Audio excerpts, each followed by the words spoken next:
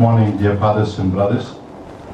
I would like to call upon Father Provincial, Benny Putnam, to come over here and introduce the speaker who is going to give us the keynote address and also accord him a warm welcome on our behalf. Thank you, Father Santosh. Dear Reverend Father Rayappan, my dear fathers, it's a great privilege for us this morning to gather here together as we are undergoing a recollection in preparation for the provincial chapter. We have encountered the Lord in the sacrament of the Eucharist inauguration, and now we have come here to encounter Father Rayappan, a close associate of the missionaries of St. Francis de Sales, a wonderful resource person on any topic, and I had no wavering in inviting Father Rayappan to speak to us on forming committed MSFS rooted in community life for prophetic ministries today. Father Rayappan is at present the president of St. Peter's Pontifical Institute, and he is also one of the most well-known canon lawyer in India today. The most sought after canonist who undertakes various programs for the bishops' conferences as well as for the religious and diocesan clergy. Father Rayappan is a well-known person for chapter discussions, dialogues, interactions, animations of religious congregations, and especially regarding religious life and canon law. Today we have called him because he has got that in-depth knowledge of religious life, although he himself is a diocesan priest. But at the same time, his veracity in awareness of the today's world and the religious system and theology and spirituality has made him an apt resource person for our program today. I always used to say, if not a diocesan, he will be an MSFS. Because of the association that he has got with not only the MSFS congregation, but Southwest India province in particular. He has animated many of our programs, our seminars, classes, a regular professor for Tejas Vidyapida and Indian Institute of Spirituality, and the most appreciated president in St. Peter's Pontifical Institute. One of his sayings go like this. He says, the more taller the bamboo is, the more it bends. That shows the man's humility itself, but at the same time how he looks at human lifestyle. Humility for him is the trademark of a religious.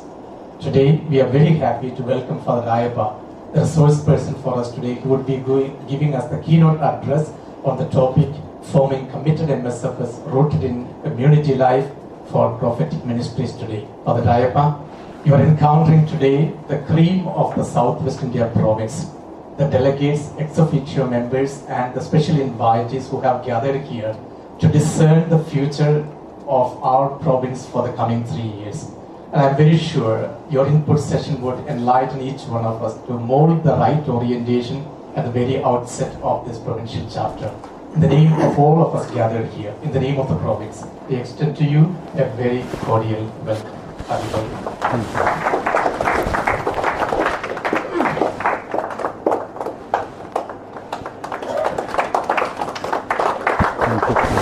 For this career.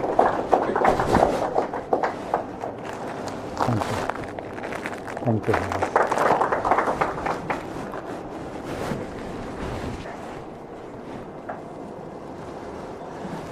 Good morning to you, Father Benny Kutanel, and all the MSFS fathers gathered here. Good morning. I told Father Benny I'll be not a resource person in the strict sense, but a brother talking to his brothers. So as Father Benny rightly said, I am always very happy to be in the midst of MSFS, in their institutions, in their formation houses, to be part of them and to contribute in whatever way possible for the perfection of charity, which is the goal of all religious life. The title itself is very interesting, challenging, thought-provoking. that you have chosen for this provincial chapter. Speaking about the general chapter, Canon 631 will speak of the primary functions of the general chapter. In a way, the provincial chapter participates in the function of the general chapter in determining the destiny of the congregation. The primary function is, of course, the protection of the charism of the congregation. And then we have to make appropriate renewal, always clinging to creative fidelity. Fidelity not blindly. Maybe Father Nehemiah's time had different needs, but now there may be some other needs.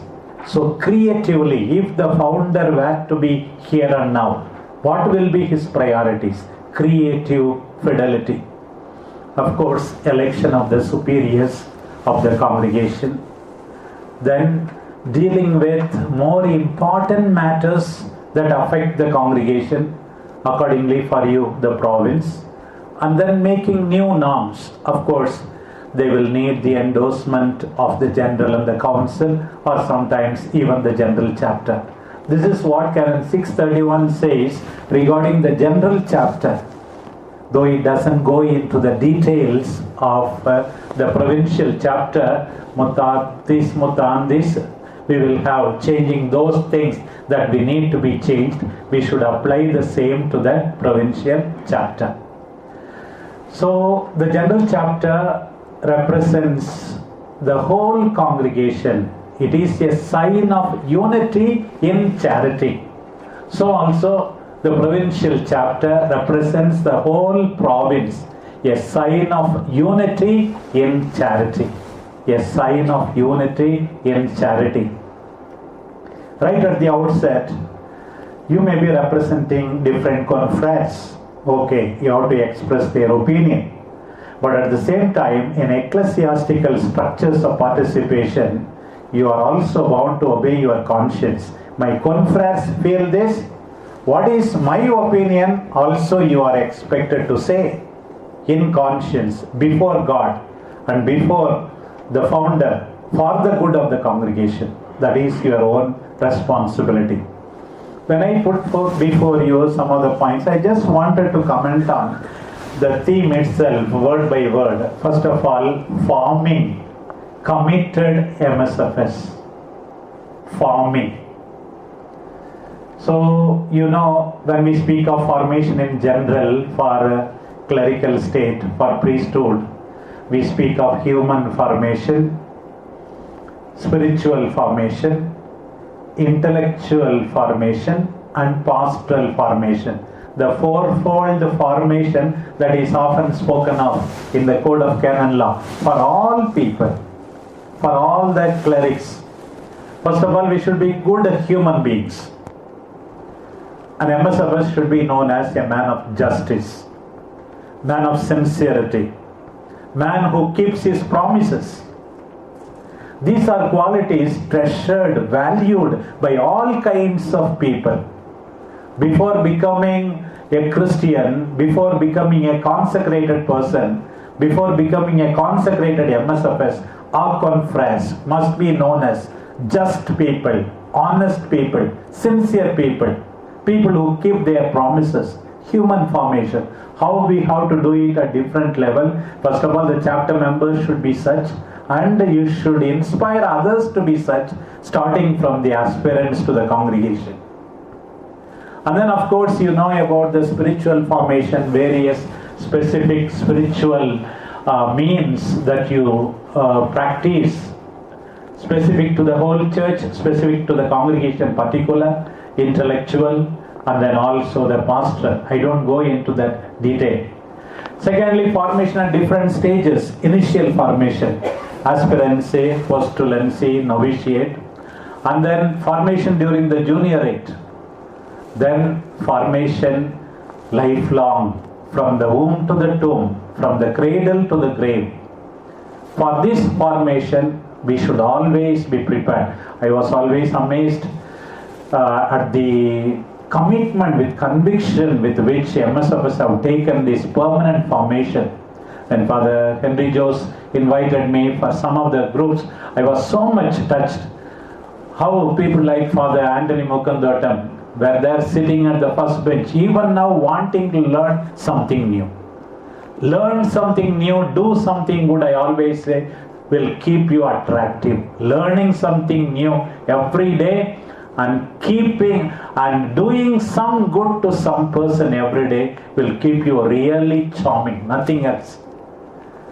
I used to repeat how Cardinal Carlo Martini, commenting on the Exodus 3rd chapter, says that Moses, even at the age of 80, did not lose the sense of wonder.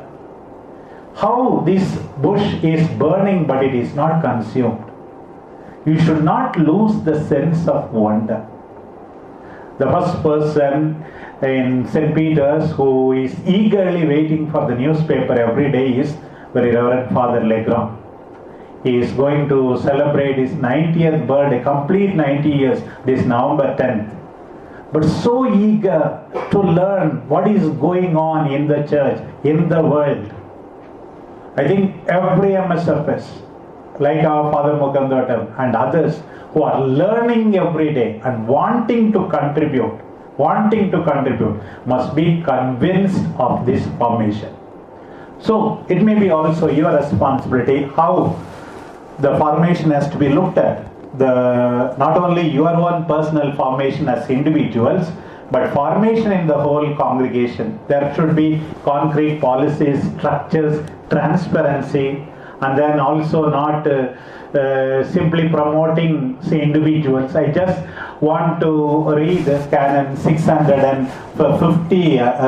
and 61, which speak about this formation, especially permanent formation in the Code of Canon Law. It's very interesting that the Code speaks about this. 660 says, formation is to be systematic.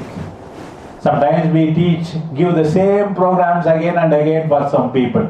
Formation is to be systematic, adapted to the capacity of the members, spiritual, apostolic, both doctrinal and practical. So formation, so very beautiful. Each word speaks for itself. Systematic and spiritual and apostolic, both doctrinal and practical. Suitable ecclesiastical and civil degrees are to be obtained as opportunity offers. And then religious are to be diligent in continuing their spiritual, doctrinal and practical formation throughout their lives. Another thing is, when you realize the need of formation, then what happens is we are really humble, we are open. Wherever there is arrogance, no grace of God can operate. I need to learn something new. That should be the attitude. The rest of it, I leave it to yourself. Then the need of formation at different levels, how you are going to look at it, that itself speaks volumes. Now the first word, forming. The second part is, you must be committed MSFS. The whole province must consist of committed MSFS.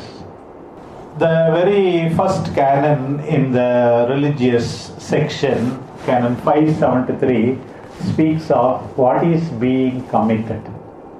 Even in the initial write-up that Father Benny sent to you, it is given how you can be a committed MSFS. What do you mean by being committed? You have heard again and again. First of all, one is called a consecrated person in the strict sense by the profession of the evangelical councils. That's what make you consecrated. Committed is a general term. consecrated is the strict juridical term. What makes you consecrated is the profession of the evangelical councils through the public vows. Public vows. So we want to have committed MSFS in the province. What does it mean? First and foremost, we want all our confreres to practice the 3 evangelical councils as they have assumed in all seriousness. That is the main. All 3 evangelical councils. Not 1 or not 2, all the 3. Why these evangelical councils? Because I always say, all the canons, especially the second and third canon, canon 659, 60, 599, 600 and 601 speak about the 3 evangelical councils. 3 evangelical councils, 599, 600 and 601. Why we have assumed the evangelical councils? All religious. Why they have assumed the evangelical councils? It is because you want to conform to Christ. That is the primary reason. Your lifestyle should be that of the lifestyle of Christ. Your values should be that of the values of Christ. The diocesan priests are to practice the evangelical councils even though they do not assume the evangelical councils in the form of vows. They have to obey in a restricted sense maybe. They have to keep celibacy. Practically canon 277 and 599, the content is practically the same only. Besides, there are also additional reasons given for the celibacy assumed by the diocesan priesthood. And then they also are called to lead a simple life. Sometimes some diocesan priests ask me, why should we be simple? We don't take the vow. You should be simple. You should be poor. Because Christ was poor. I asked Father Legrand, nowadays some articles come depicting Jesus as a rich man. Because people don't want to live a poor life, they are writing articles to justify their conduct, that's all. Jesus was in fact poor only. So this is the way. So simply saying in the air, committed MSFS means what is committed? First, being committed MSFS is, as a religious, you are a religious, you don't belong to a secular institute, though they too assume the evangelical council. You are not a society of apostolic life. By the very fact yours is a religious congregation implies that you take your vows seriously as given in the constitutions and live to the best of your ability with the grace of God. So you have heard again and again about these councils for the sake of the kingdom of first chastity, for the sake of the kingdom of heaven, as a sign of the world to come, to serve the Lord with an undivided heart in greater fruitfulness. This is the purpose. Jesus was preoccupied in doing the will of the Father. So we have to help our confreres to be truly chaste persons. Unhealthy relationship with these modern communications. Canon 666 says religious are to observe a necessary discretion in the use of social communication. They have to avoid what is harmful to their occasion and dangerous to the chastity of consecrated persons. 666, Antichrist number. So that is the canon. Now the modern media is the thing. So what is this? Now we have no control. You are men religious, women religious have got some control. What is how we are using the means? What is an extent? So in this, how we can help the members? The document Ultimis Temporibus on ministerial priesthood said, the community must help the community life is the best help for the members to observe their celibacy, it seems. One of the things is cheerful living, joyful living in this community. And how is it concretely lived? I need not repeat to you. You yourself know. First of all, being unmarried, celibacy. And with perfect continence. What is perfect continence? You yourself know. Avoidance of all sexual acts and desires that are only specific to the context of marriage. So it is not enough to be unmarried. A man can be unmarried and live a very, very terrible life. So this is a continence, a pure living with a pure heart, avoiding all acts and desires which are permitted only in the context of marriage should be alien to the consecrated person. This is the concrete way of living the celibacy. Now what are the helps? You yourself know: hard work, cheerful community life. This is how committed MSFS with regard to that. The people are able to tolerate so many things. When there is laxity in this area, all your ministry will not be acceptable to many of the people in some of the situations. So that is one thing. Of course, once again, it is my duty, even though you have heard of it again and again, as chapter members, nothing wrong to listen to once again, the Evangelical Council of Poverty again. So what is it now? With regard to poverty, how will you be a committed MSFS? The passage that is quoted in the canon and in Perfecte Caritatis is 2 Corinthians 8 chapter 9th verse. Though he was rich, for our sake he became poor. Again, in imitation of Christ, though he was rich, for our sake he became poor. If some of our confreres are enriching themselves or enriching their family, they are just contradicting what is mentioned in the gospel, in the teachings of St. Paul. Though they were poor in their families, for his sake they are making themselves rich. So that should not happen. That should not happen. With regard to poverty, I myself can speak a little more authoritatively, because all these years I never dealt with other people's money except for 6 months when I was parish priest. The money I got was only the pocket money. All these 30 years of priesthood, I never dealt with other people's money. So nobody can accuse me of enriching myself or my relatives from their money. So one of the things, even so many people, even in the new document, Misericordiae Vultus, on the year of mercy, the Pope speaks of corruption, which is the worst sin also. There is corruption in religious congregations, corruptions in the church. When dealing with other people's money, a delicate conscience, very, very delicate conscience. When you are dealing with your own money, no problem. So accountability. Recently, since as you know, I am dealing with many congregations. In one of the congregations, a female religious has swindled more than 1 crore. 1 crore of money. When they are asking, questioning, she says, I want to leave the congregation.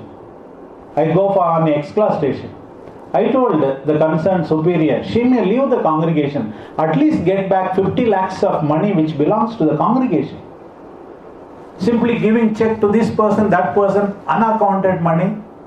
Like that it happens also. People who are supposed to practice poverty, and the law of the church and Perfecte Caritatis quotes both Luke and Matthew. Some are saying, blessed are the poor in spirit, Matthew's gospel. But Luke says, blessed are you poor. So, poverty in fact and in spirit. Poverty in fact and in spirit.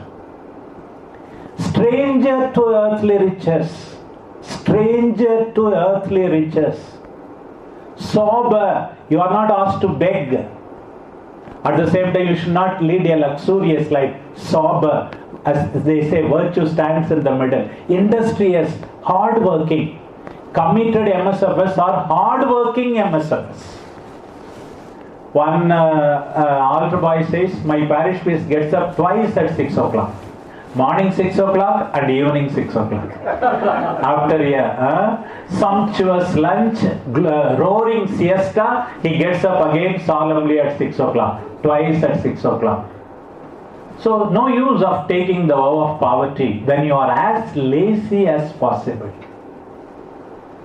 A committed MSFS is a hard-working MSFS, and of course dependent on the superiors for the use and disposition of their goods. You are dependent on the superiors. You should know how much you can spend, how much you cannot spend. You are accountable. You can't say, I give account only to God.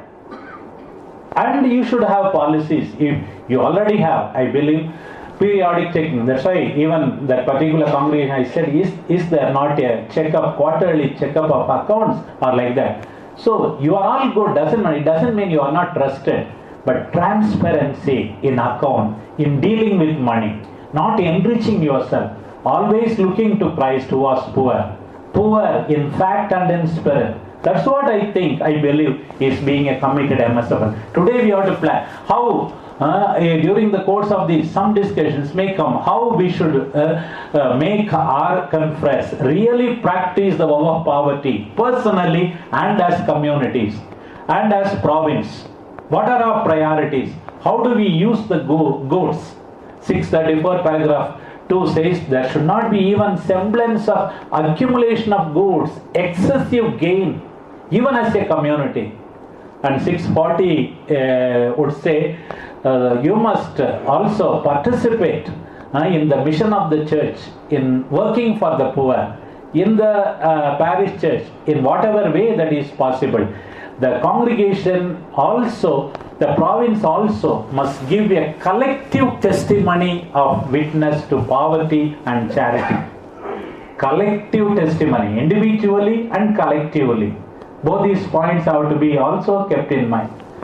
Then finally we come to committed MSFS under the Evangelical Council of Obedience. Again, we have frequently for our evening prayer, Philippians 2nd chapter 6th verse onwards, though he was in the form of God, everybody sings it very, very happily. Unfortunately, those who least obey are the ones loudly singing that also. Though he was in the form of God. Obedience even up to death on the cross. Even up to death on the cross. That is the obedience. Obedience of Jesus. After citing this particular passage, it says, obedience in a spirit of faith and love. Only those who have faith can obey. Only those who love God, love the church, love the congregation can obey. For those who have faith, for those who love, obedience should not be a problem. I repeatedly quote Genesis 13th chapter when Abraham is so magnanimous in leaving the first choice to his nephew Lot. He says, when there is a quarrel, are we not brothers? If you go to the right, I go to the left. If you go to the left, I go to the right. Choose what you want. I will choose what you do not want. This is the attitude of the person who trusts in the promises of God. Once you are ascribed to the southwest province, you cannot say, I will be only in this community, that community. Provincials, generals and bishops, the biggest headache and burden is during the time of transfer. Everybody attributes motives to the transfer. If there are 10 or 15 committed MSFS in this province, Father Provincial, send me to a place where nobody wants to go. Provincials will have a happy time. Generals will have a happy time. So once you have committed yourself by your profession to work anywhere, no part of the earth can be excluded. Of course, there is nowadays we speak of dialogue. Ultimately, you have expressed your opinion. Dialogue. Ultimately, submit to the will of the superiors. Submit to the will of superiors. Obedience undertaken in a spirit of faith and love expects you to see God in the commands of the superiors when they command in accordance with the constitutions. Apparently, what they command is unjust. You have recourse to the higher superior. Higher superior also is keeping quiet. Then you go to the Holy See. Then ultimately you look up to God only. God will take care of you. Obedience. So often people say, Father, you say we have to see God in our superiors, but what a terrible God he will be. Somebody else says, Father, I think I became blind. I don't see any God at all. Seeing God in the superior. When they command in accordance with the constitutions. So this is primarily being committed. Committed means being consecrated through the profession of the evangelical councils and living true to them. An Italian father, Father Jerome knows Father Salakas, is from Greece. he was saying how they were practicing the vows before Vatican and after Vatican. Before Vatican and after Vatican. Before Vatican, it was blind obedience, it seems. Now it is obedientia dialogata, dialogued obedience now. Obedience. Then before Vatican, it was true poverty. Now it is povertà accomodata, accommodated poverty. Adjust. Okay, something accommodated poverty. What about chastity? He said, secundo let circumstantia, according to the circumstance, it seems. Chastity according to the circumstance. The blind obedience has become dialogued poverty after Vatican II. True poverty has become accommodated poverty, and then the chastity has become circumstantial chastity. But I am often reminded of Acts 5th chapter, where Ananias and Sapphira pretend before the world that they are giving everything, and then retaining, holding back something, and the punishment, death itself. So many priests, religious, it often happens. We pretend before the world that we profess and we are living accordingly, but we make so many of compromises regarding this. Then being committed also in the initial canon on consecrated life, we hear about some other words. Some of them I already highlighted. One is following Christ more closely. So consecrated life is for that, to follow the Lord more closely. More closely. Some are following far away. Peter is following a little far away. John is there very close. Yesterday's gospel, again Peter is asked, do you love me? Again and again. Follow the Lord more closely. Then total dedication to God. Not half-hearted dedication to God. Total dedication to God. We have a beautiful passage in book of Joshua 7th chapter, how Achan holds back something, and because of that the whole people of Israel are punished. Everything they burnt according to the command of the Lord. This man Achan, he did something. He hid one shawl and some gold. That's all. So because of that, people have to be punished. Total dedication to God is called. And then in the service of God's kingdom, for the glory of God, for the building up of the church, for the salvation of the world. This is what is religious life. This is what is being a committed MSFS in this context. Then we come to the more essential. Such a life of commitment must be rooted in community life. I just want to comment on the canon itself, and 602 speaks about the fraternal life in common, and your own constitution also dwells on it. There is a beautiful document, Congregavit Nos, which speaks about this community life also. Just some reflections on the community life. The fraternal life proper to each institute or congregation unites all the members as it were a special family in Christ. By your first profession, you all belong to the MSFS family. The congregation itself is a larger family. By your ascription, you belong to the Southwest province, the next remote family, special family. And then finally, by the local community to which you are ascribed, you belong to the immediate family. Immediate family. This family spirit, how it can be fostered, you have to think about it. Family spirit. One of my colleagues just today is celebrating his 50th anniversary of his ordination, Father Y. Irdiraj. We both mostly translated the code into Tamil language, whole code. So he was asking some sisters, he was telling them, it seems, your family is your community. So you are all Archana. He gave his own explanation. Archana means offered to God. Then you should become Niranjana. You should grow towards fullness. He said, it seems, in your community.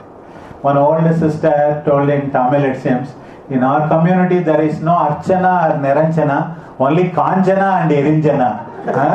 And Kanjana means the dry bones.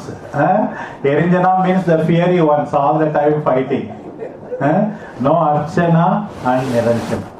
How is our community life? Is it our special family?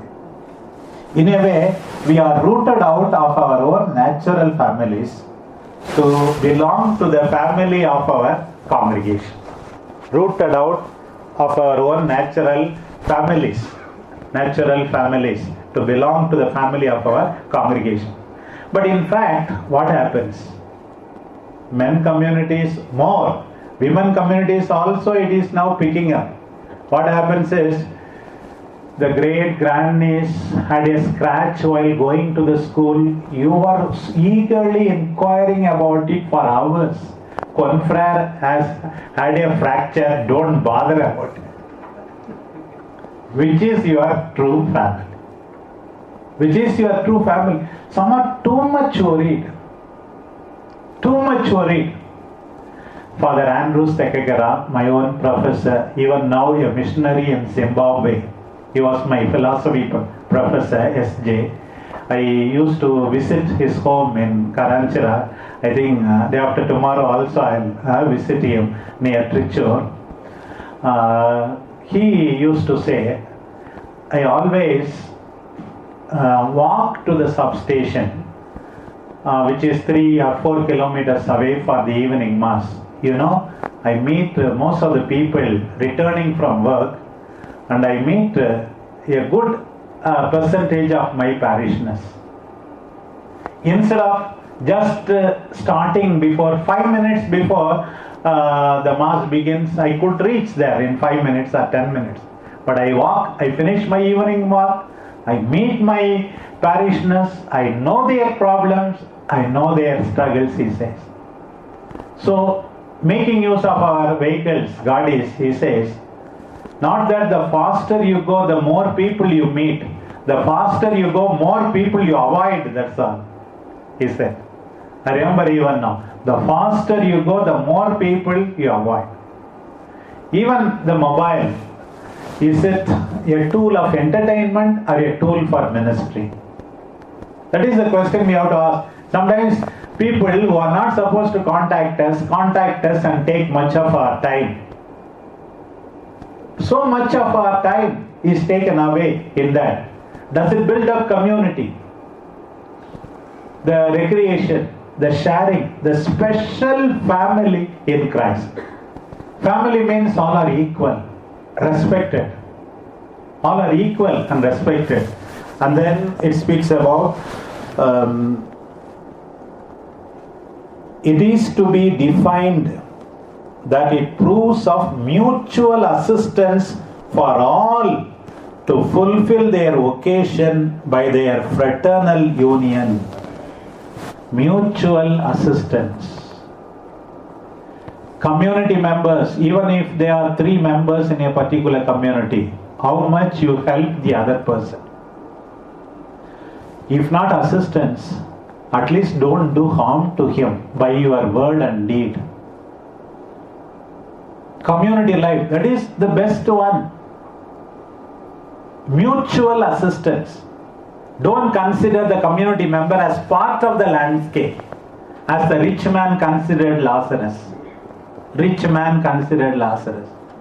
Even again, in Misericordia Vultus, the Holy Father recalls Vatican II as the counsel based on the parable of the Samaritan, Good Samaritan. Parable of the Good Samaritan. The injured man, even though he may be a stranger, is your community member, is your family member. Are you ready to break your schedule to meet the need of your community members first. I often say real love cannot be in the clutches of clock and calendar. Real love cannot be in the clutches of clock and calendar. Especially in Mark's Gospel, Jesus is portrayed as someone who is ready to be disturbed. Ready to be disturbed. He is in the house breaking the word. They lower the paralytic, opening the roof. Jesus is not irritated. Maybe others are irritated. Jesus is taking rest. Mothers bring their children. Jesus is not irritated. Jesus is on the way to Jairus' house, but the woman with hemorrhage interrupts him. Jesus stops and makes her healing complete. He is breaking the word in the synagogue. The demoniac shouts. Jesus is not irritated. Ready to interrupt his journey, break his termin, break his schedule, and then help people. Help people. That is Jesus. Mutual assistance. Our communities should be known for this. Mutual assistance. And then again, rooted and based in charity. Communities must be rooted and based in charity. Not because you are appointed there. The first reason, as always it is cited, everyone is in the image of God. In addition, he is the baptized. He is a Catholic. He is an MSFS. Participating in the same mission. Participating in the same priesthood. Same purpose, building up of the people of God. That is the reason. To give yourself cheerfully. How can be a stranger to him? And then in this year of mercy, how to bring about reconciliation in our communities. Again the same canon and Perfecte Caritatis say, our communities should be a sign of universal reconciliation in Christ. Communities must be signs of universal reconciliation in Christ. The Holy Father speaks about forgiveness. Do not condemn. Do not condemn. That is the thing. Now, 2 days ago, 3 days ago, the document came, the post-synodal apostolic exhortation. Amoris Laetitia, the fruit of both the synods has come. So again and again, even in that, in the final parts of the document, the Holy Father says, do not condemn. Do not condemn anybody. So the doctrinal teaching has not substantially changed. But then the Holy Father twice says, do not consider the divorced and remarried as though they are excommunicated. Do not consider the homosexuals and lesbians as excommunicated. They also have a soul. They are also created in the image and likeness of God. So if they cannot be considered as excommunicated, how will our confreres be aliens to us? St. Paul's words in the letter to the Ephesians 4th chapter, which we frequently hear during our evening prayer, let the sunset not find you still angry. Is it not applicable to us? Is it not applicable to us? That is the question. Community life, rooted and based in charity, sign of universal reconciliation in Christ, of mutual assistance. That is the fraternal life. Real community life, unity. We have a number of things about it. You know, these days we hear from Acts of the Apostles, 2nd chapter 42 to 47. That is the Perfecte Caritatis number 15, speaks of the primitive Christian community as the sign, as the inspiration for the community life of the religious. Perfecte Caritatis 15 quotes it. And then especially again that is repeated in the 4th chapter, 32nd verse. The disciples were of one heart and one soul. Such was their unity. Praying together, breaking the bread together, instructing. That is the primitive community. Such kind of coming together. Especially, what is a true community? It is a community. Canon 608 would say, what is a local house? What is a local house? The center of the community is the Eucharist. There is a prayer room for all religious. For the clerical religious, there is a church also to exercise sacred ministry. Coming together for prayer, eating together as far as possible. At least some meals, eat together every day. The community that is in constant dialogue and communion. Constant dialogue and communion. The John Paul S.J., the Jesuit writer, in his book, The Secret of Staying in Love, he concludes the books like this. Communication is to love what blood is to the body. When the flow of blood stops, body dies. When communication stops, love dies. Hatred and resentment begin. Hatred and resentment begin when communication stops. So what is the use of living under the same roof if you are not in talking terms? You are not telling the confrere where you are going, when you will come back. You are not telling the superior what you intend to do, what you already did. Sharing, communicating communities. Communities that live in communion. This is an important aspect that we should not forget. Again, John 10th chapter, 30th verse, Jesus says, I and the Father are one. And again, John 17th chapter, that the world may believe they have sent me. We have to live in communion that the world may believe Jesus. We are counter witnesses to the gospel if we are fighting among ourselves on the basis of region, language, or whatever may be the division. Whatever may be the division. Look at the rare mixture of the 12 disciples themselves. If Matthew, the tax collector, had been seen by Simon the Zealot elsewhere, but in the presence of Jesus, he would have murdered him. What kept them together? It is the presence of Jesus. Presence of Jesus. The rare mixture. So Southwest province is also a rare mixture maybe, but then presence of Jesus. Common charism. Same mission. That must keep us united and care for one another. Never desert our brother priest.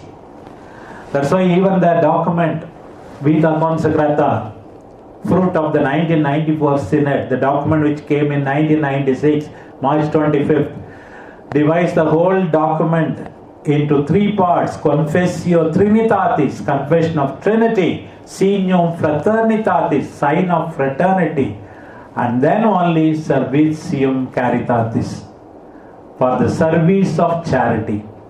If you are not in communion among yourselves, your service of charity will be fruitless and meaningless. It cannot be accepted. Let us not be satisfied with the Matthean model of evangelization. Go and preach. But Johannine model of evangelization is through community life you already evangelize. We may be preoccupied with the witness of doing. Pope John Paul II insists on first and foremost the witness of being level. As a community, how you were. The Johannine model of evangelization cannot be forgotten.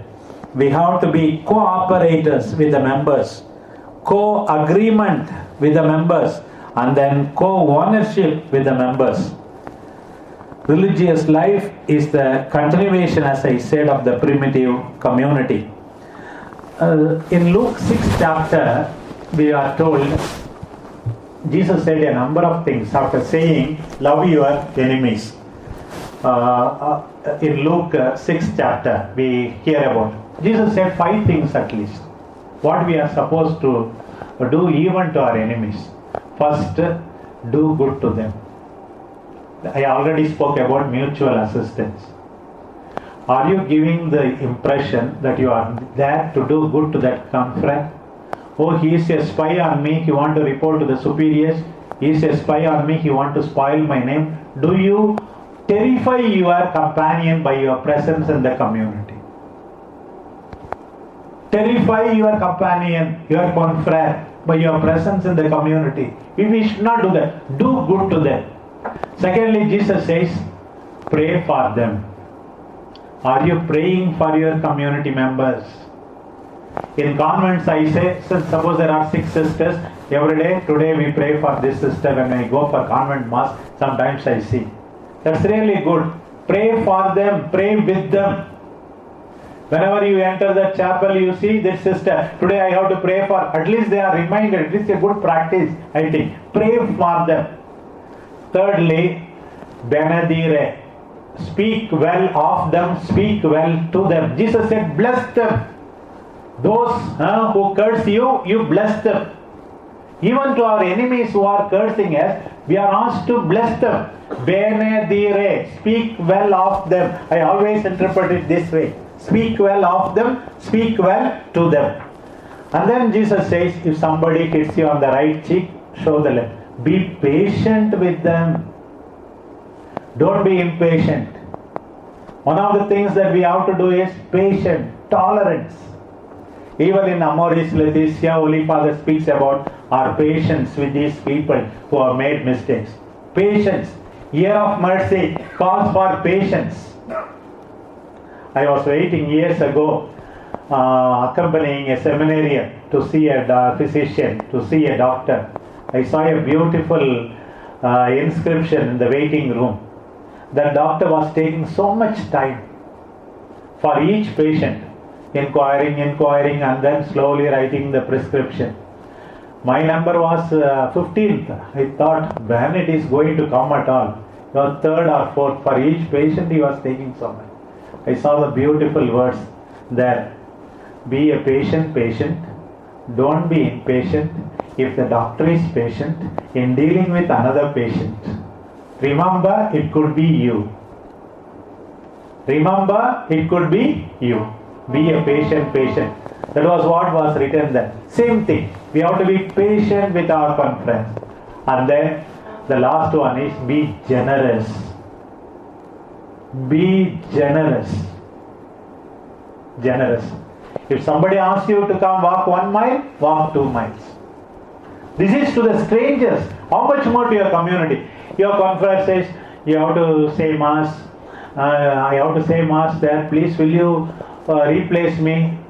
Even that you don't want to break your schedule. You want to meet your friend to chat with him, so you don't want to go. Be generous. Generosity.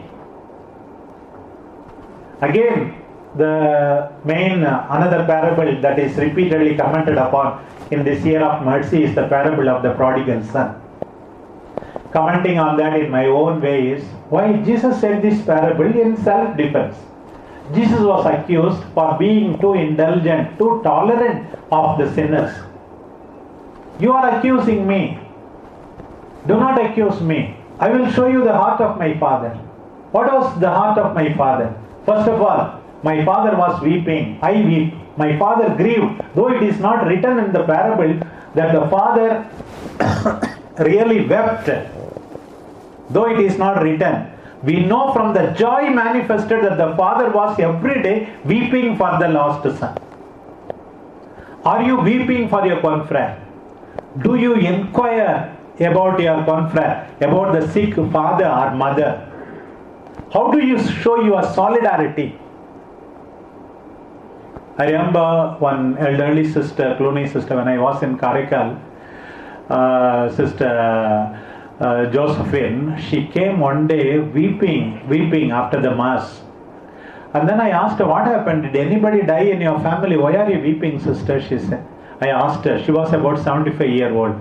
She said, pointed out the name of another sister. You know, Father, Sister Prabha, her father is suffering from cancer. Her mother is in the deathbed also, about to die also because of some sickness.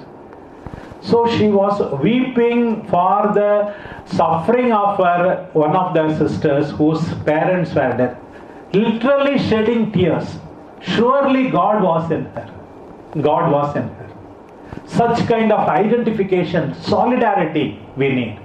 So Jesus said, my father was weeping. My father is weeping, I weep. My father forgives, I forgive. As soon as he sees the son, he runs. My father did not only forgive, my father was generous. New dress, new shoes, ring, fatted calf. My father is generous. He could have said, come on, you came, no. Go and do work with your brother. My father grieves, my father forgives, my father is generous. That is my heart. Our communities must manifest this kind of love. Not only within the community, even the beneficiaries of our ministry, our students, we have to identify ourselves with them. Wherever somebody is suffering, we should be there to help them. So, I was saying about this being generous, being patient. So, Jesus said in the Sermon on the Plain, do good, pray for them, speak well of them and to them, be patient with them, be generous to them. If this is what we are asked to do to our enemies, how much more we have to do to our confidants? If this is what we are asked to do to our enemies, how much more we have to do to our confidants? And then, of course, I already said about the Eucharist and prayer, a family lifestyle, participation in government, and then we may have different charisms, all for the greater glory of God. Especially Jose Cristo Garcia Paredes, he speaks of some attitudes that will build up our community life. One is words that are humble and full of charity. So to build our community, words that are humble and full of charity. It is not enough to communicate ideas. We have to communicate feelings and faith to our confreres. As I said, arrogant words do not communicate the I, but they aim at subjugating others to the I. Arrogant words do not communicate what you are. They only aim at subjugating, enslaving others to the I. God denies the grace of communion to the proud. God denies the grace of communion to the proud. So in this context, words that are humble and full of charity. The Holy Father, speaking about some of the illnesses that are afflicting the church, spoke about one illness, that is the sickness of gossip. Spoiling other people's name. Spoiling other people's name. According to me, you can never repair the damage done to the person. You told one person, he told 100 or 10. How are you going to repair the damage done to his name? All the more so your confrere's name. If you have the guts, please correct him. One of the things is in the community, maybe later on I had jotted it down also, the service of correction. Service of correction. You have to correct the person. But then, when is it possible? Father Varki says, you should have emotional bank account with the person. Only then you can correct. Father C.P. Varki speaks of emotional bank account. We know about the other bank account. What is the emotional bank account? It is the love and confidence we create in our confrere by consistent loving and respectful behavior. Emotional bank account you have to create in the person by consistent loving. You have to create love and confidence by consistent loving and respectful behavior. He does something good, you appreciate him. He gave you a good homily. You are depositing in his heart. Depositing in his heart. When you give a correction, you are withdrawing. He is sick. You substitute him doing your work. Then you are depositing in the heart. Love and confidence you create in the other person by consistently. Then we can correct. Sometimes we are only ready to correct and spoil the name of the person. No. Before that, have emotional bank account with this person. And then sometimes some people say, I am alone in the community. I am isolated in the community. Often people say it is also your loneliness and isolation is also because of your lack of humility. Why can't you talk humbly to the people, take the initiative to establish contact with the people? That is one thing. The first one, of course, words that are humble. Secondly, the community must be a community of friends. The community must be community of friends. Friends. A community of friends. Jesus said, you are not, I am not your master, but you are friends. I am not your Lord, you are my friends. Thirdly, judging others. We have to avoid judging others. I already repeated that. Judging others. And fourthly, he says, forgiving one another. So, words that are humble and full of charity, and being a community of friends, and then not judging others, and then finally forgiving one another. We have to live with number of confrères who are extremes also in certain communities. There are some who are not alcoholics but apostolaholics. All the time busy. They are going here and there. Come, use the community as a springboard to jump again. No prayer whatsoever in their life. The another category, another extreme, contemplaholics. All the time they say prayer. No work in the community they will do. Contemplaholics, another extreme. And then there is one more category, excessive socializers. All the time visitors, parlor, mobile, that's all. That is their life only. Excessive socializers.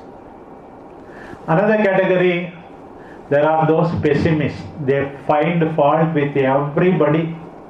That is not good, this is not good, my work is not good, that is not good.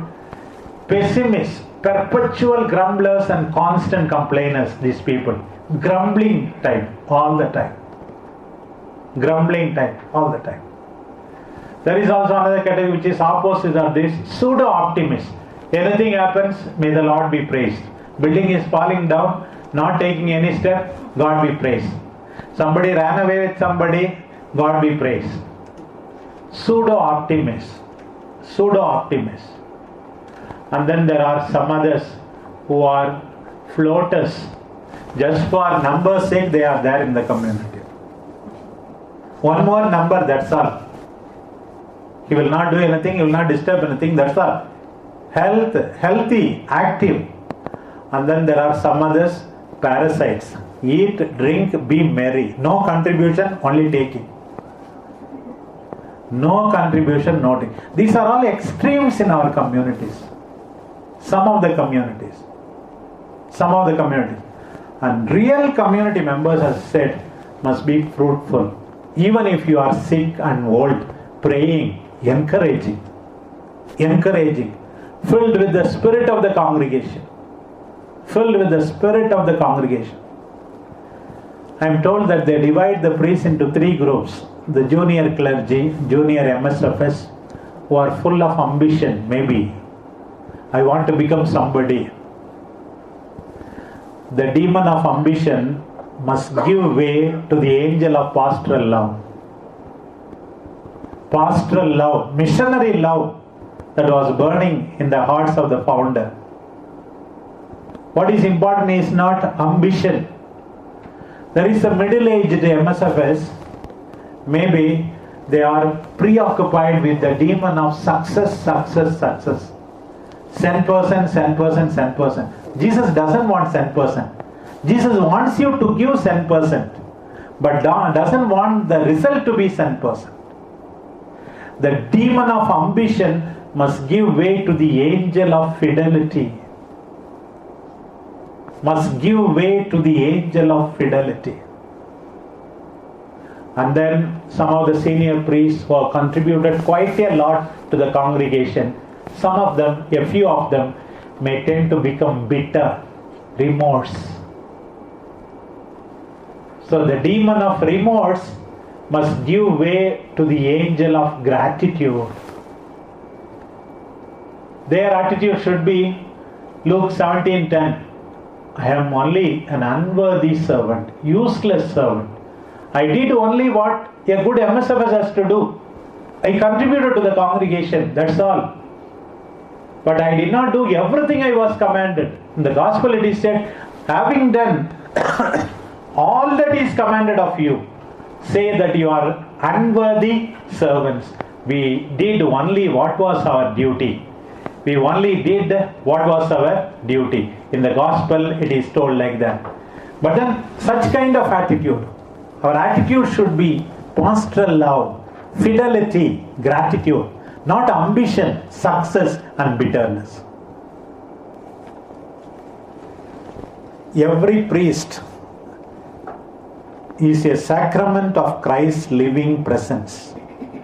So also we have to consider every MSFS confrere as a sacrament of Christ's loving presence. Nobody should be considered a nuisance, and they are gifts of God to the province. So when we live such a life of mutual life, sharing, mutual forgiveness, fraternal correction and dialogue, then our communities will be exemplary communities, and they themselves will already evangelize by their very presence. Then finally I should come to the prophetic ministries today. And you know how the present Holy Father is asking us to go to the periphery. To go to the periphery, to travel the untrodden path. Untrodden path. Speaking about the justification of the church possessing temporal goods, the law of the church in Canon 1254, paragraph 2 says, why does the church has temporal goods?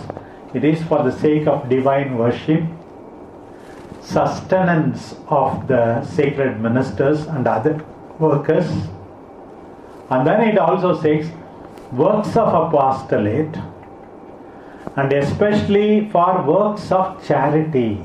That's the reason for having goods. But it is really a sad thing to note that not a few congregations indulge in apostolate in order to accumulate wealth. Instead of making use of the wealth for the apostolate, apostolate becomes a means of accumulating wealth. It is just a contradiction. Why do you have money? For the sake of apostolate. Apostolate for the sake of money. We have to honestly examine also. If we are starting any institution, who are our target people? Is it really people in need? Sometimes we have our own justification. Even the rich need to be assisted, no? Yes, but the rich will take care of themselves. The poorest of the poor should be our target group. Those who are abandoned. Often we speak of security. Security in the mission. Do you have the courage, generosity, zeal to involve yourself in these type of ministries? Again, the point is conformity to Christ. Conformity, resemblance to Christ. Going to the periphery, for that you need enormous strength and energy. And then, as the Holy Father speak about the smell of the sheep, being prophetic through simplicity and kindness. Pope Francis is today prophetic. You speak of prophetic ministry. What is the most prophetic ministry? Sharing the lifestyle of the people, being simple, being kind. That's how he has shaken the whole world. Of course, certain work which other congregations are not ready to take up, if you are taking up, that is prophetic. But the most prophetic act, according to me, is being simple and kind. Not walking the same path of security. You have to be ready to dirty yourself for the sake of Christ. The mother doesn't consider that she is dirtying herself when she is giving birth to the baby, which is not so clean. Same attitude we should have. And Mother Teresa telling the novice, you know how the priest is holding the sacred host in his hands with so much of devotion. I want you to give birth to this man with the same devotion, the living Christ. Whoever is suffering, whoever is most in need, must be our target people. In this way, by simplicity and kindness, we have to be prophetic, I believe. So thank you, fathers, for your sympathetic listening. I just shared some of ideas which you have already heard, maybe to set you in the right direction, to think about what is going to happen and be transformed in this Southwest province in the coming years. Thank you so much. I request Father Henry Jose to propose vote of thanks for life. Good morning to all of you. Dear Reverend Father Rayappan and my dear confreres, a missionary who worked in Africa, Albert Schweitzer, once said, at times our own light goes out and is rekindled by a spark from another person. Each of us has cause to think with a deep gratitude of those who have lighted the flame within us.